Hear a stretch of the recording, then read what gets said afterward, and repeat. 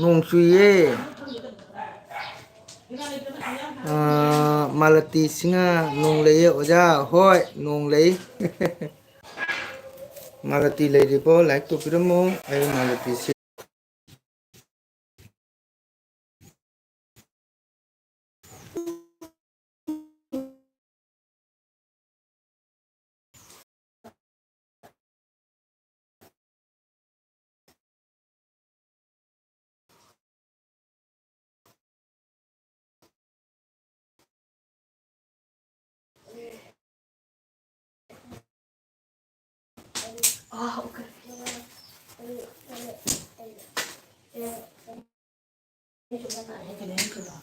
ꯃꯌꯥꯝ ꯀꯔꯁꯇꯥꯟ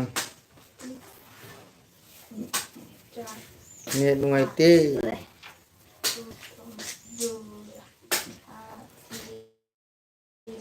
ꯅꯦꯠ ꯅꯨꯡꯉꯥꯏꯇꯦ ꯁꯨꯝ ꯊꯝꯃꯤ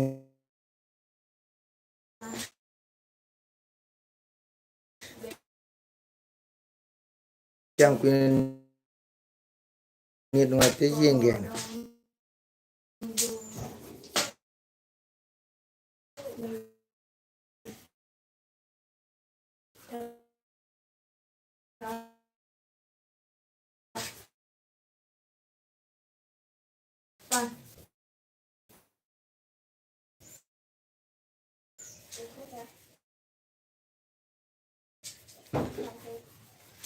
ꯃꯥꯂꯇꯤ ꯂꯥꯛ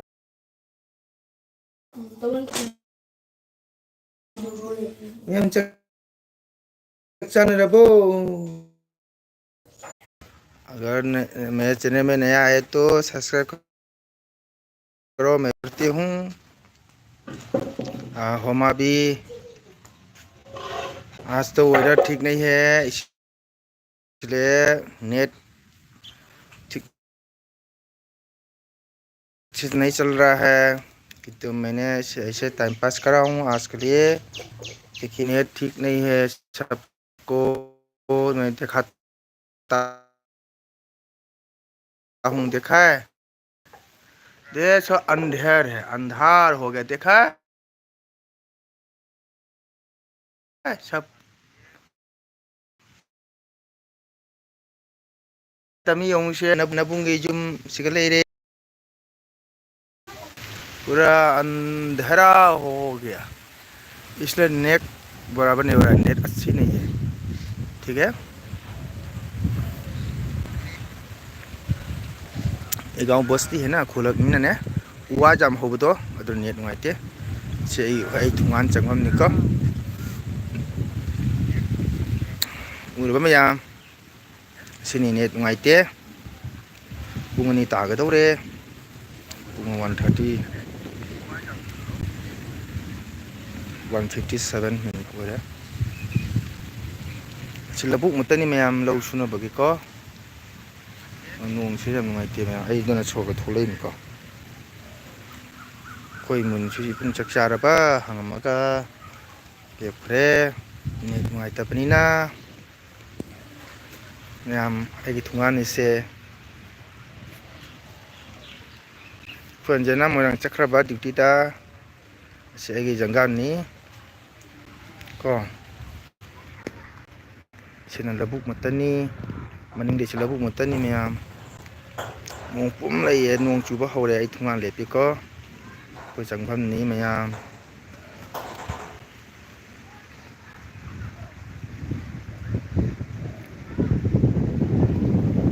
मयाम चक चानरबो रेडिंग हाल लाओ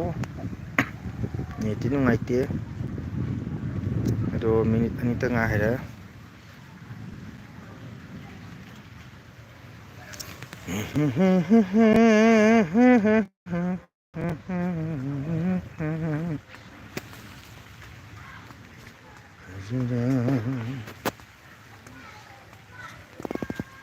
नोंग पिटी पिटी ताबा हौरे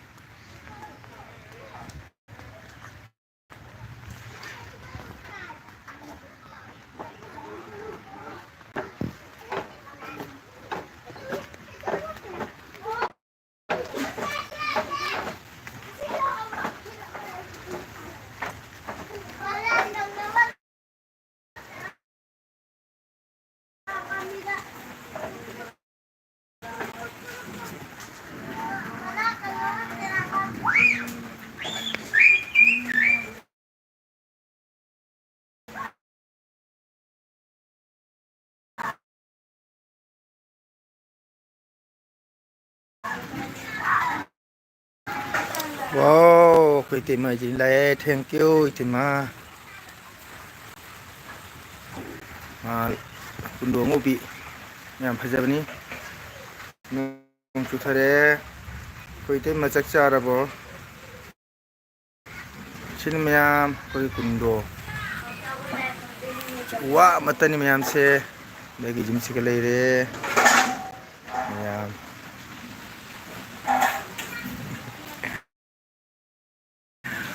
wa matani sina net nungai tiba nong chu ba hore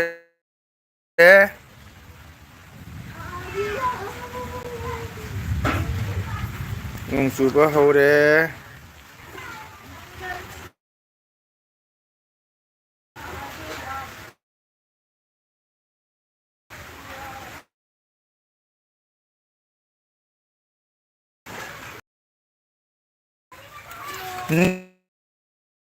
net nungai tadana mobile se puro ko cha chli mai to ise haji mi sura bina एक बिजली संभल जा रहे हैं पुंगनी पूरा तारे को मंसूरे के बोलने हेलो हर मग कोई हम तो मखा था मकर नाशु लगता रहेंगे जब लंग थे मत तुम मुझे वो तुम जा चाहते ना कोल तो चलो बस सिर्फ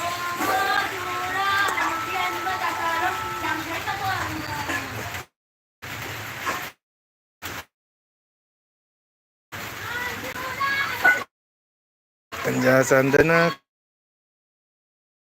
को नोंग करे कोई तो मैं कहीं चाहे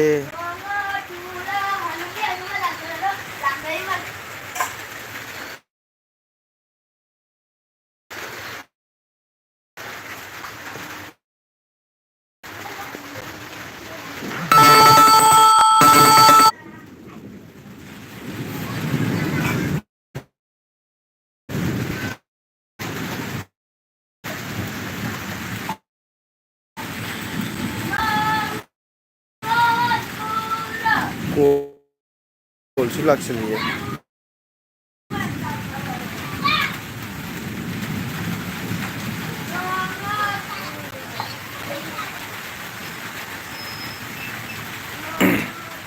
कोई तो मैं कहीं nong suramina ko pajadre ko ni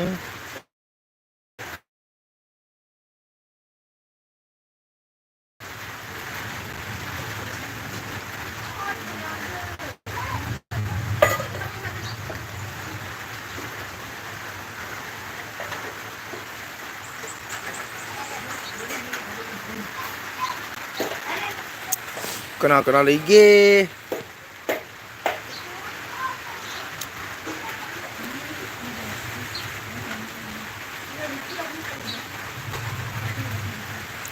Ma'am lagi bro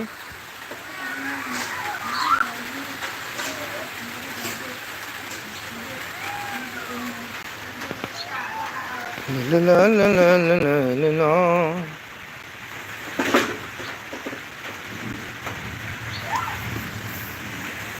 masih nong nó tần cái bộ được nong chứ ngoài kia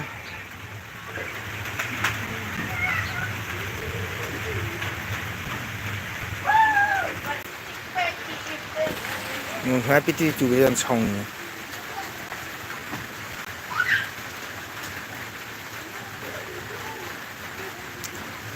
cho nó bay tàu đấy cái nhang cha cái sự không thế bay tàu này ok thank you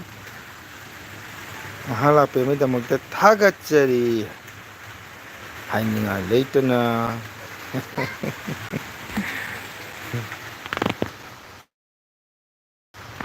tết thagat cheri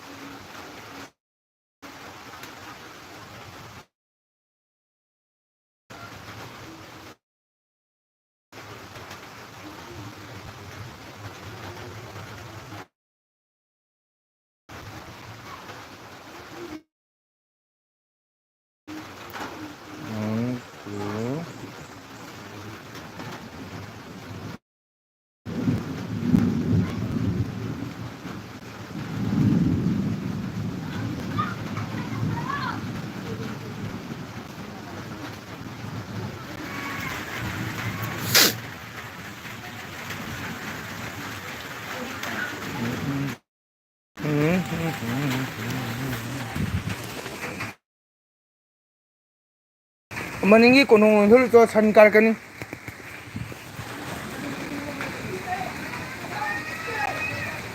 San changkani.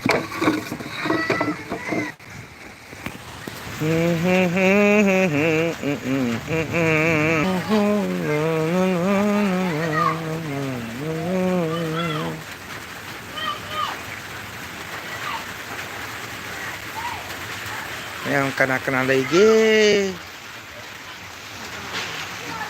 और कोई है तो आइए मंगल नेत्र का channel में मैं स्वागत करता हूँ सबको। इस बारिश आ रहा है इसलिए नेट ठीक नहीं हो रहा है मेरा अभी थोड़ा ठीक हो रहा है नेट। इस टाइम पे आइए।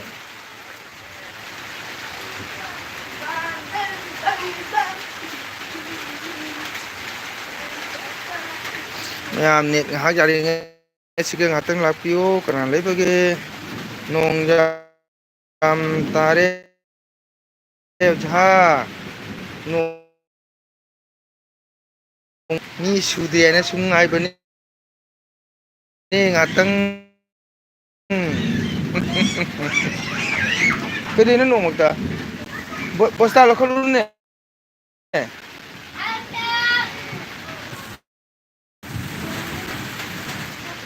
nong jam tati tong bis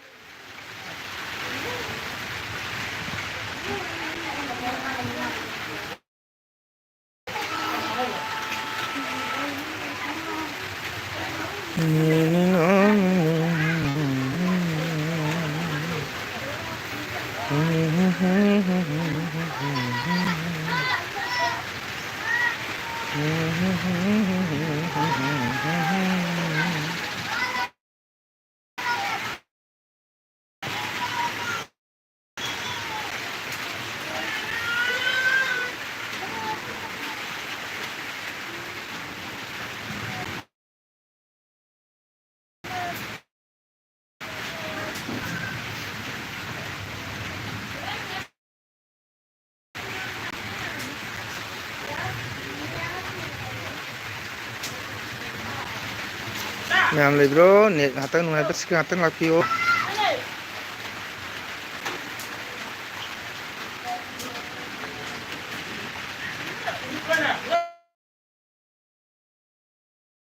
Oke ma'am nong sutare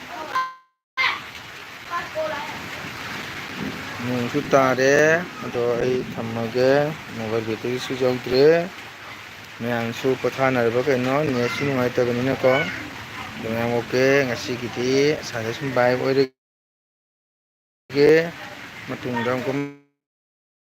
lapa elbi tamu ma'am snau nasi. Oke bye bye.